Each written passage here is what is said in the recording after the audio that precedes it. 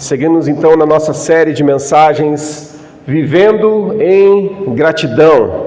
Queremos dar as boas-vindas aos nossos visitantes, que Deus abençoe a vida de vocês, sejam muito bem-vindos. Eles já receberam o nosso livrinho? Entrega para eles uma lembrança da igreja para vocês. Muito bem.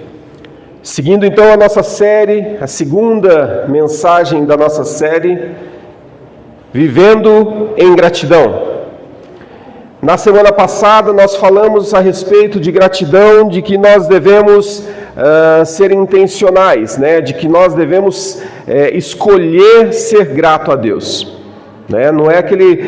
Não é uma opção assim, se eu estiver bem vou agradecer. Não. A gente precisa escolher ser grato a Deus, a gente precisa escolher ter gratidão para com o outro. Viver uma vida de gratidão é você escolher, você se posicionar para viver nesse sentido. Hoje então nós vamos falar, a gente falou um pouquinho na semana passada, mas hoje a gente vai um pouquinho mais a fundo sobre gratidão nas dificuldades. Gratidão nas dificuldades. Eu falei na semana passada que na cultura que nós vivemos hoje, gratidão ela está muito ligada a situações positivas que acontecem na vida da gente, não é verdade? Situações boas que acontecem na vida da gente, então eu sou grato. Fizeram algo bom para mim, sou grato a essa pessoa que fez algo bom para mim.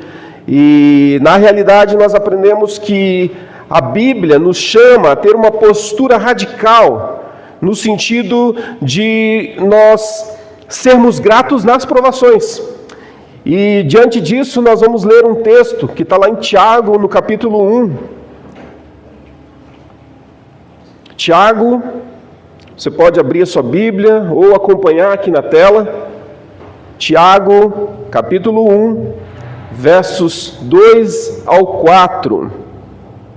Diz assim a palavra do Senhor: meus irmãos, tenham por motivo de grande alegria o fato de passarem por várias provações, sabendo que a provação da fé que vocês têm produz perseverança. Ora, a perseverança deve ter ação completa, para que vocês sejam perfeitos e íntegros, sem que lhes falte nada.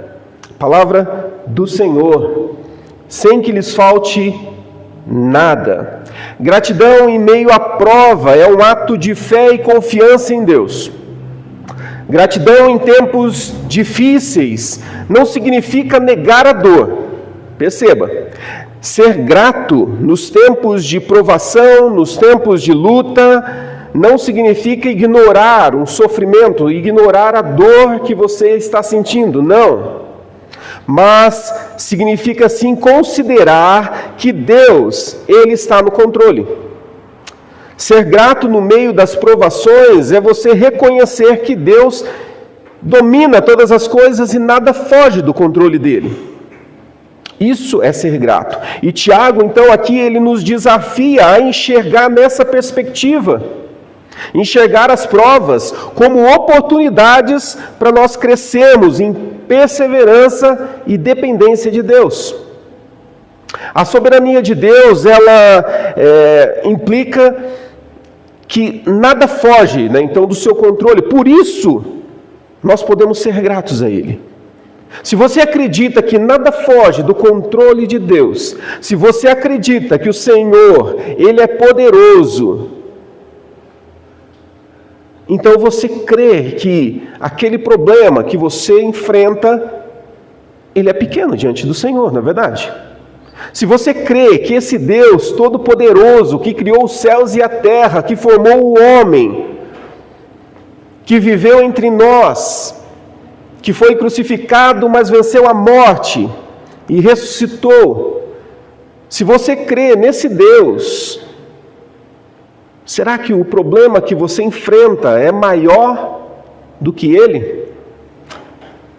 Com certeza não. Então nós precisamos saber que Deus, Ele vai usar, inclusive as provas e as dificuldades, para o seu próprio bem e para o seu crescimento. inclusive as lutas. Em 1 Pedro 1, 6 e 7, deixa eu abrir na minha Bíblia aqui, 1 Pedro, capítulo 1, versos 6 e 7, Pedro fala o seguinte: nisto vocês exultam, embora no presente, por breve tempo, se necessário, sejam contristados por várias provações, para que, uma vez confirmado o valor da fé que vocês têm, muito mais preciosa do que ouro perecível, mesmo apurado pelo fogo, resulte em louvor, glória e honra na revelação de Jesus Cristo. Então, Pedro aqui nesse texto, ele escreve sobre nós passarmos por momentâneas provações e que o nosso crescimento vai resultar em louvor a Deus. Lembra que a gente já falou em mensagens anteriores que a vida do cristão deve ser para glorificar a Deus? A sua vida precisa glorificar a Deus. Tudo aquilo que você faz, seja, a palavra diz, né, quer comais, quer bebais, ou façais qualquer outra coisa, fazei tudo para a glória de Deus. Então, a vida do cristão tem que ser sempre dar glórias a Deus. E aqui esse texto, ele fala justamente isso, que essa breve, momentânea tribulação, você vai passar aí, mas que isso resulte na sua vida louvor a Deus. Que essas provas e essas dificuldades resultem, então, em louvor a Deus. Então, a gratidão, ela é um reconhecimento de que cada dificuldade tem um propósito divino. Parece loucura isso, né? Você imagina, como assim? Quer dizer que as dores que eu enfrento têm um propósito divino? Puxa, o que é isso? O Senhor Jesus, Ele se importa com você, Ele te ama, Ele tem algo especial para a tua vida, mas na minha história, na minha jornada, eu vou passar por momentos que vão trazer crescimento para a minha vida. Cada um aqui tem uma história, cada um aqui vive os seus dilemas, os seus conflitos, as suas lutas, um diferente do outro. Às vezes uma coisa ou outra se assemelha, né? Mas sempre problemas individuais, algo que você enfrenta. Deus trabalha com cada um de nós de uma maneira muito particular e Ele quer cuidar de nós. Ele não jogou o ser humano à própria sorte. Ele não jogou o ser humano e fala, se vira aí, sofra. Não. Mas Ele tem um propósito para a tua vida e a gente vai ver um testemunho daqui a pouquinho. Gratidão nas adversidades, ela também está enraizada na esperança cristã, na esperança de algo que virá. Lembra que nós não somos daqui? O Senhor nos resgatou e nos fez para a eternidade.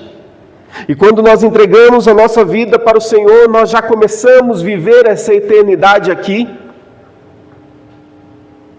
Só que um detalhe importante é que nesse processo, até você chegar realmente à eternidade celestial, nós precisamos passar por provações onde nós seremos trabalhados no nosso caráter,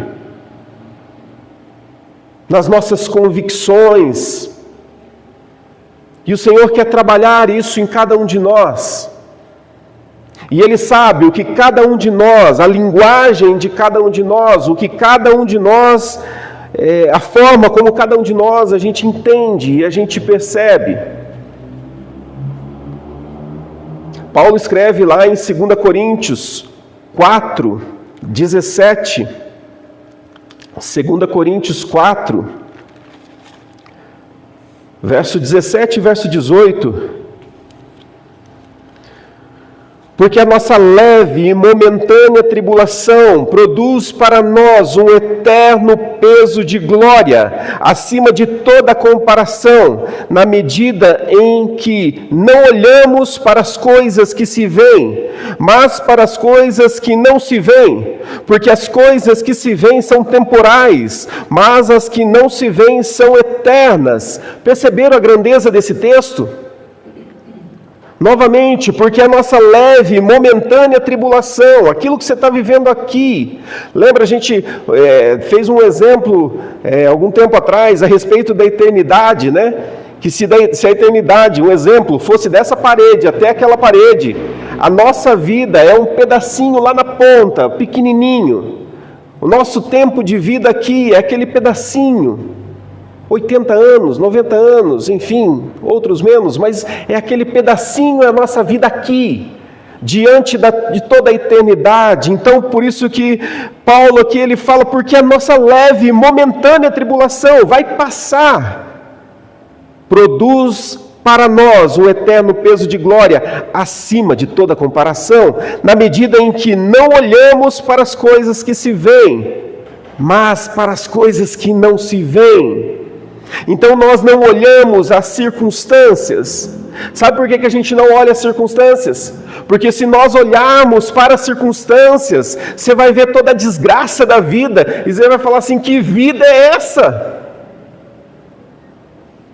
Imagina no sofrimento que a gente passa, as lutas, as dificuldades, as desigualdades sociais, os problemas, as corrupções, tanta coisa, falta de dinheiro, falta de moradia, falta de tudo. É o mundo que a gente vive, não é verdade?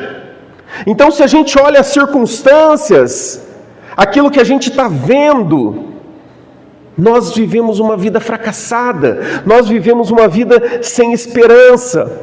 Então Paulo fala, porque nós não olhamos para aquilo que se vê, para as coisas que se veem, mas para as que não se veem, porque elas são eternas. Porque elas são eternas. Quando a gente entende isso, a gente começa a viver a gratidão no meio das dificuldades. A gente passa a refletir na perspectiva de Deus, na perspectiva de que Deus está preparando algo novo. Você já parou para pensar nisso? A palavra de Deus diz que vai chegar um tempo onde não haverá mais dor, onde não haverá mais sofrimento, onde não haverá mais choro. É para lá que a gente olha. Essa é a nossa perspectiva. Olhar para aquilo que não se vê. Você consegue imaginar um mundo sem dor? Você consegue imaginar um mundo sem corrupção, sem problemas, sem as adversidades? Você consegue vislumbrar isso? Louco, né? Não dá. A gente não consegue visualizar isso. Mas é para isso que a gente olha, porque isso é aquilo que a gente não vê, é aquilo que virá, é aquilo que está diante de nós. Gratidão em meio às adversidades, às dificuldades, reflete essa perspectiva de que eu confio no Senhor, que Ele está preparando algo melhor. E por isso, nós somos levados a agradecer, mesmo em lágrimas, mesmo na dor, porque a gente sabe que a nossa história, ela não termina aqui. Parou para pensar nisso?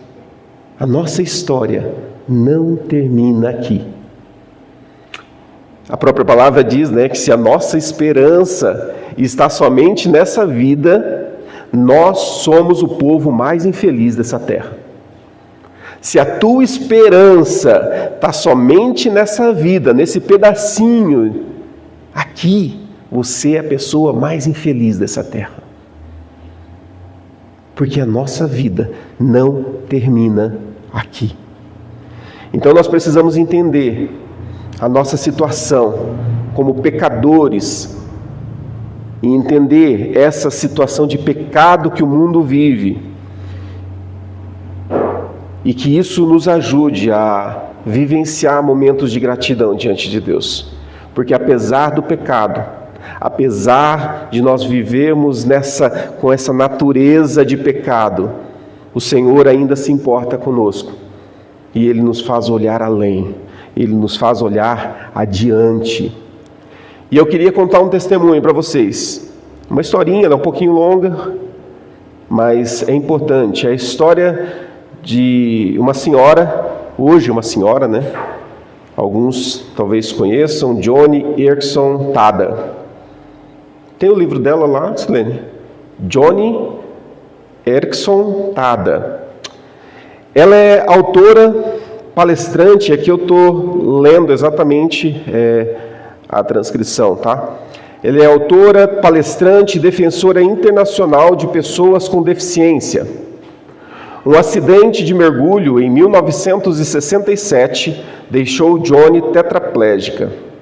Após anos de reabilitação, ela emergiu com novas habilidades e uma nova determinação para ajudar os outros. Seu ministério, ela formou um ministério chamado Joni and Friends, né, Joni e Amigos, onde oferece programas para famílias com necessidades especiais, bem como treinamento para igrejas em todo o mundo.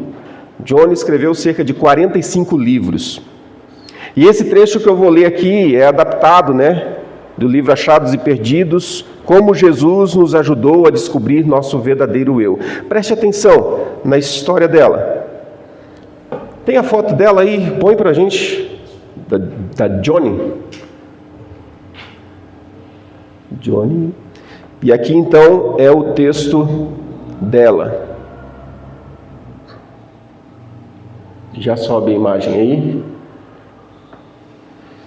Desde que posso me lembrar, eu me interessava por esportes, seja acumulando medalhas de natação, essa é Joni, seja acumulando medalhas de natação, acertando uma bola de tênis com minha forte backhand, ou sendo eleita a melhor atleta da minha turma no último ano do ensino médio, eu havia encontrado meu nicho, minha vida. Eu era atleta e isso definia tudo sobre mim, até mesmo o curso que planejava fazer na faculdade.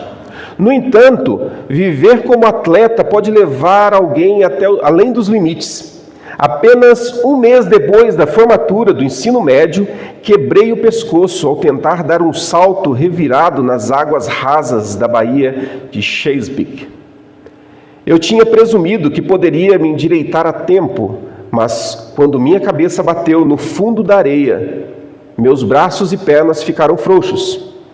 Quando puxaram meu corpo paralisado para a margem, fiquei pensando, que mergulho ridículo, por que eu fui fazer isso? Meses mais tarde, quando a ficha caiu sobre a permanência da paralisia, senti que minha vida terminara. Eu era cristã na época, mas a vida em Cristo não definia quem eu era.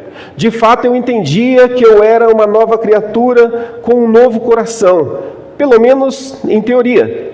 Mas eu não vivia de acordo com isso. Então, depois do acidente, mergulhei por ajuda na Bíblia, esperando que Jesus me devolvesse tudo aquilo que eu havia perdido. Eu precisava do meu corpo de volta. Vasculhei a palavra de Deus por qualquer referência sobre Jesus curando pessoas paralisadas. Uma passagem chamou a minha atenção, Lucas 5. Alguns homens vieram carregando um paralítico em uma esteira e tentaram levá-lo adentro da casa para colocá-lo diante de Jesus. Quando não conseguiram encontrar uma maneira de fazer isso por causa da multidão, eles subiram no telhado e colocaram seu leito através das telhas no meio da multidão, bem diante de Jesus. Então ele disse ao paralítico, eu te ordeno, levanta-te, toma o teu leito e vai para casa. Imediatamente se levantou diante deles e, tomando seu leito em que permanecera deitado, voltou para casa, glorificando a Deus. Isso foi tudo que eu li. Eu ignorei os versículos após as reticências, versos 20 a 24, em que Jesus ensina que perdoar o pecado é muito mais difícil do que fazer a cura de alguém. Não gostei daquele ensinamento. Esqueça a parte do pecado, eu só queria a parte da cura. De acordo com a minha visão, se eu mantivesse uma boa conduta e não me envolvesse com problemas, Jesus não teria razão para não me curar. Pensando assim, eu visitei todos os cultos locais de cura, seguindo cada uma das ordenanças das Escrituras que poderiam me qualificar para a cura física. Os presbíteros oraram, ungiram-me com óleo e confessei mais pecados do que me lembrava. Mas depois de 2 visitas a cruzadas de cura, desabei desalentada. Meus braços e pernas continuavam inertes. Será que Deus não sabia que eu estava perdida sem membros que funcionassem? Será que Ele não entendia que por dentro eu era uma forte atleta? Certamente Ele deveria saber que eu era a candidata menos provável para desfrutar da vida em uma cadeira de rodas. Após ter ido à 3ª cruzada de cura, minha irmã me deu uma carona para casa, para a nossa fazenda, em Maryland. Por todo o caminho eu estava furiosa. Que tipo de salvador, que tipo de redentor ou médico recusaria a oração de uma paralítica? Especialmente uma paralítica que reivindica Cristo como seu salvador. Eu me senti confusa e totalmente perdida. Certa manhã, acordei cedo, olhei ao redor na penumbra do meu quarto e decidi que não queria me levantar. Se eu não puder ser curada, pensei, então simplesmente não vou fazer isso. Não vou viver dessa maneira. Fiquei na cama naquele dia, e no dia seguinte e na semana seguinte. Desalento era claustrofóbico e finalmente clamei: não posso viver dessa maneira, estou tão perdida. Deus, mostre-me como viver. Foi meu primeiro pedido de ajuda. Em seguida, vieram dias mais leves, quando a minha irmã me levantava, colocava uma Bíblia numa estante de partitura e colocava uma cadeira de rodas em frente a ela. Com um palito na boca, eu virava as páginas de um lado para o outro, tentando buscar sentido em tudo aquilo. Aprendi que o cerne do plano de Cristo é nos resgatar do pecado. Nossas dores físicas, mágoas e relacionamentos quebrados não são o foco final. Ele se importa profundamente com essas coisas, mas elas são sintomas do problema supremo neste mundo caído. O objetivo de Deus não é nos deixar confortáveis. Ele quer nos ensinar a odiar nossas transgressões, à medida que Ele faz crescer nosso amor por Ele. Reli Lucas 5, onde Jesus curou o paralítico que seus amigos abaixaram através do telhado. Desta vez, estudei os versículos que eu havia ignorado. Jesus tinha o poder para curar o paralítico e somente porque Ele tinha autoridade como Filho de Deus para perdoar o pecado. Era o que Ele queria provar para os fariseus. Para Ele, curar as pernas atrofiadas não exigiria mais esforço do que colocar estrelas e luas em movimento. Para Jesus, tudo é meramente um estalar de dedos. Mas quando se trata de perdoar pecado, não foi algo fácil para o nosso Salvador. Nossa redenção requeriu sangue e um braço forte de salvação. Desmoronei em lágrimas quando comecei a vislumbrar o quão hediondo era o meu pecado.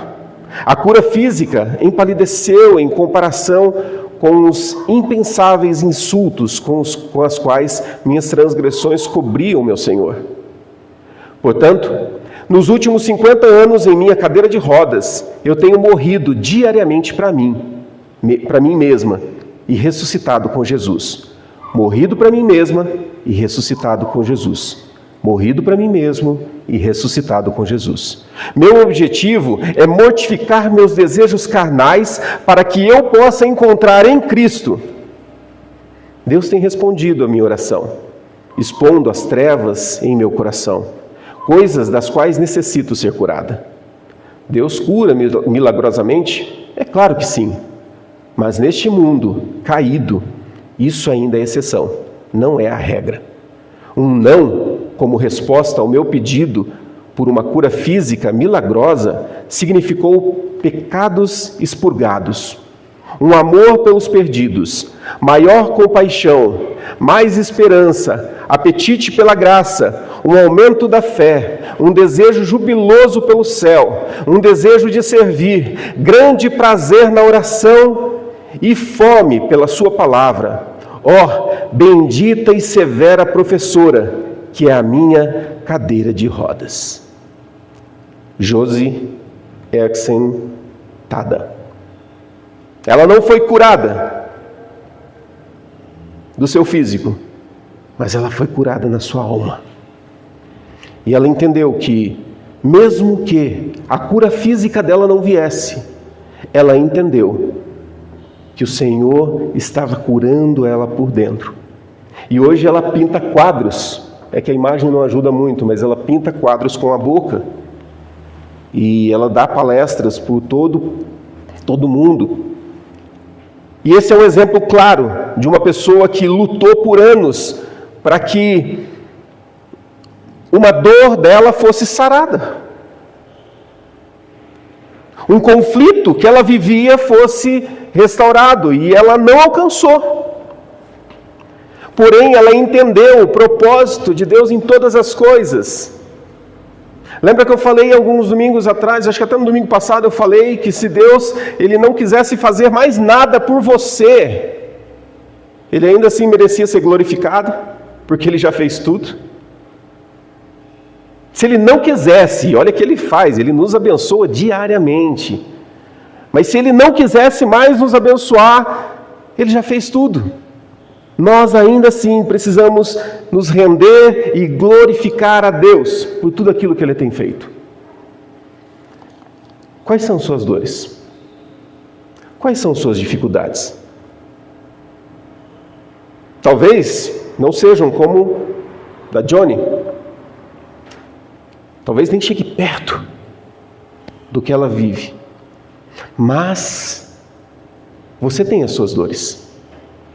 E que para vocês, para mim, são grandes.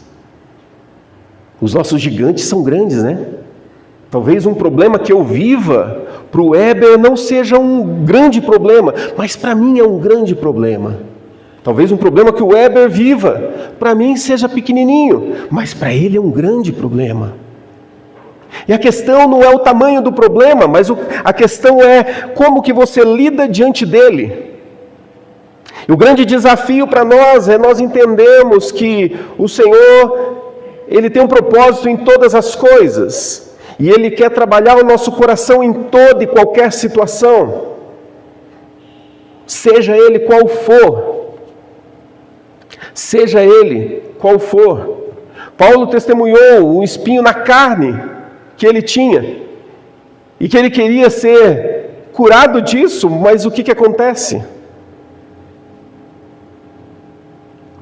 2 Coríntios 12, 7 a 10, vamos abrir lá? 2 Coríntios 12, 7 a 10. E para que eu não ficasse orgulhoso com a grandeza das revelações, foi-me posto um espinho na carne, mensageiro de Satanás para me esbofetear, a fim de que eu não me exalte.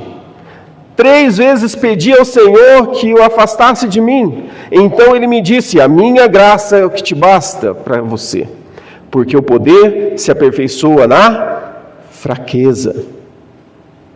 De boa vontade, pois mais me gloriarei nas fraquezas, para que sobre mim repouse o poder de Cristo. Por isso sinto prazer nas fraquezas, nos insultos, nas privações, nas perseguições, nas angústias, por amor a Cristo. Porque quando sou fraco, é então que eu sou forte. Paulo entendeu. E ele pediu: Senhor, tira esse problema. E o Senhor fala: a minha graça te basta. A minha graça te basta, porque o meu poder se aperfeiçoa na tua fraqueza. Quando você reconhece: Senhor, eu sou fraco, sou pobre, cego, nu, eu não posso nada, eu não consigo nada, diante do Senhor eu não sou nada, o Senhor olha e fala: ótimo, porque o meu poder se aperfeiçoa justamente aí, na sua fraqueza. Então, na sua fraqueza, eu vou me manifestar. Na sua fraqueza, eu vou me manifestar. Eu vou agir. Não naquele que bate no peito e fala: não, eu consigo todas as coisas, eu dou conta, eu faço e aconteço, eu realizo, eu. O poder de Deus, Ele se manifesta na nossa fraqueza. Então as provas, elas podem revelar a força de Deus nas nossas fraquezas. E isso nos leva a agradecer, porque Ele está fazendo isso em nós. Quantos aqui talvez já se depararam em estar vivendo uma luta, um conflito, e de repente os anos passam e você olha para trás e você fala, uau, como é que eu consegui lidar com tudo isso? Nossa, como que eu consegui viver todo esse processo?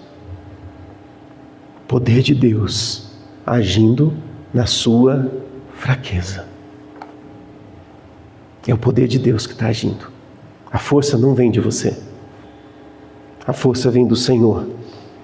A palavra de Deus diz que a alegria do Senhor é a nossa força. Se a alegria do Senhor é a nossa força, eu preciso me alegrar em quem? No Senhor. Porque é a alegria dele que vai me fortalecer a viver qualquer situação. Então esse ato de gratidão e confiança revela esse nosso espírito de gratidão a Deus em todas as situações que eu viver. E como você tem vivido? Será que a gente tem conseguido adorar e agradecer a Deus em nossas prisões, em nossas provas diárias? Semana passada eu falei um pouquinho do Paulo, na prisão, ele, Silas na prisão, e presos injustamente, e lá na prisão eles começam a adorar a Deus, e as paredes quebram, se rompem, e a justiça de Deus se manifesta, porque os próprios romanos foram lá libertá-los e reconhecer que eles tinham prendido Paulo injustamente. Qual foi a premissa? Paulo adorar a Deus. Eles se prostrarem e agradecerem a Deus por estarem vivendo aquele processo e saberem de fato que o Senhor é quem cuida deles. Então, meu irmão e minha irmã, eu quero te incentivar a viver uma vida de gratidão, seja qual for os conflitos e as lutas que cercarem a tua vida. Independente das dores, e sim, para você são dores. Entenda que o Senhor está no controle e Ele vai cuidar de você. Pensa aí, como que a gratidão pode ou pôde, ser encontrada num contexto de luta na tua história? Tem gente que escolhe murmurar, tem gente que escolhe reclamar, tem gente que escolhe viver uma vida apontando o dedo. O Senhor nos chama a agradecer, a ter um coração que reconhece que Ele é Deus. Então pensa na situação que você está vivendo hoje. Deus pode estar usando isso para fortalecer a tua fé. Ah, mas eu já estou na igreja há muito tempo, já conheço todo o beabá da coisa e estou enfrentando essa luta há anos e anos e anos e nunca acaba. Sim, talvez não acabe mesmo. Mas saiba que o Senhor está forjando o teu caráter. E isso ainda não acabou. Isso ainda não acabou. E Ele vai fazer isso na vida de cada um de nós, na minha vida, na sua vida. E após passar por todo o processo, nós seremos novas pessoas. Nós seremos novas pessoas. Então, gratidão no meio das provas não é uma tarefa fácil. Não é uma tarefa fácil. Mas é uma tarefa necessária. É uma tarefa necessária e transformadora. Transformadora. Escolha agradecer, confiar, mesmo com lágrimas nos olhos. Escolha agradecer. Escolha ser intencional e falar: Senhor, eu quero. Ontem nós finalmente conseguimos assistir A Forja, que não veio para os cinemas aqui de Castro, mas a gente conseguiu assistir, que agora já está nos streamings, E a gente conseguiu assistir. não vou dar spoiler do filme, mas uma cena, o jovem é confrontado a perdoar o pai dele que abandonou. E esse jovem chega para a pessoa que está conversando com ele e fala assim: eu não quero, eu tenho vontade de dar um soco na cara dele, porque ele nos abandonou a minha mãe, então eu quero dar um soco nele. E essa pessoa que estava conversando com ele começa a instruí-lo e falar que dessa questão que você precisa escolher fazer, mesmo com lágrimas nos olhos. E depois de um tempo de conversa, esse jovem faz isso. Com muita dor, com muita raiva, não querendo fazer, mas ele entrega tudo isso e diante do Senhor perdoa. E ele é renovado. Ele é renovado. Viver uma vida de gratidão no meio das lutas é isso. Viver uma vida de gratidão é você negar-se a si mesmo. Lembra o testemunho da Johnny aqui? Matar a si mesmo. E daí ressuscitar em Jesus. Matar a si mesmo. E daí ressuscitar em Jesus. Esse é o processo. Eu mato a minha carne. Eu mato os meus desejos. Eu mato tudo aquilo que... o meu ego, o meu caráter, tudo aquilo que eu já construí, eu mato, eu crucifico tudo isso, para que eu possa ressuscitar em Cristo Jesus, para que eu possa ser renovado em Cristo Jesus, para que eu possa então viver uma vida que vale a pena em Jesus, e não mais nos meus próprios interesses. Este é o segredo, essa é a posição que nós precisamos ter. Então permita, meu irmão e minha irmã, permita que a gratidão, ela seja a sua resposta de fé em todas as situações. Antes de murmurar, antes de reclamar. Lembre que viver gratidão, falei no início, viver gratidão no meio das lutas não é negar a dor, não é ignorar a dor, não. Mas é diante da dor, você fala: Senhor, eu sei que o Senhor é soberano sobre todas as coisas, e eu sei que o Senhor vai trabalhar em mim e vai me moldar, vai moldar a minha vida e vai transformar a minha história. Permita isso. Permita que o Senhor faça essa transformação em você e seja grato em toda e qualquer situação. Fique de pé.